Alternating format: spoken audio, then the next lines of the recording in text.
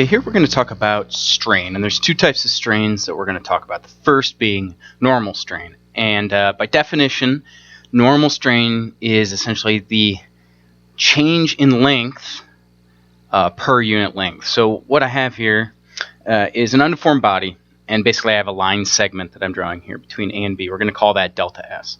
Then it undergoes some sort of deformation, forces, whatever, that cause deformation, and we have a new distance between A and B that we're calling delta S prime. So the strain that we're using is the difference in length, which would be the final length minus the initial length. And then we divide that or normalize it by the initial length. Okay, so normal strain is a change in length over the original length. Okay, this is a dimensionless number. I've got length on the top, length on the bottom, so there's no dimensions on this. Okay. Our sign convention for this, if it increases in size, we call that positive. If it contracts or decreases in size, we're calling that negative, which is probably pretty straightforward for everybody. Okay.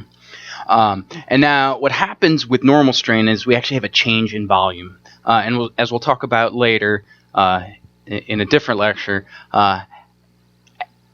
as many of you are probably aware, as you stretch something out in one direction, it shrinks in other directions. Conversely, if you compress something down, it squeezes out in different directions. Okay, so there's actually a change in volume that we're having with this normal strain, and we'll talk more about that three-dimensional strain at a later time. The other type of strain that we need to discuss is the shear strain, and the definition of a shear strain is basically the change in angle from the perpendicular. So, for example, I've got a perpendicular line on an undeformed body. Right, it's 90 degrees or pi over 2 apart. I then deform the body in some way, shape, or form, and I get a different angle in there that we're going to call theta prime, which will be different than the pi over 2 or the 90-degree angle or that perpendicular angle. Okay, and the difference between those angles is what we're calling our shear strain. So pi over 2 minus theta prime. So this will be in radians. Therefore, it is also dimensionless, which is why we use radians on this.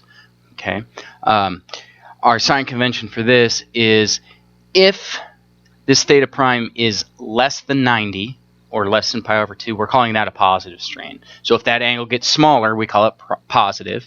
If that angle gets larger, if it increases past the 90 degrees, we're calling that a negative strain. So that's our sign convention for strain. Now, the volume does not change in this. All that's really happening here is you're changing the shape with this shear strain. So there's no change in volume, okay? Just the shape is just getting deformed.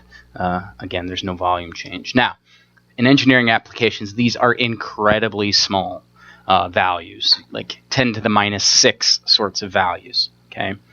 We call it like microstrains sometimes. So just be aware of that. For most of what we're talking about, the sort of thing that you can't really see with your eye. Okay, these are very, very small strains, small changes relative to the length. Okay, so these are the two types of strains that you need to be aware of.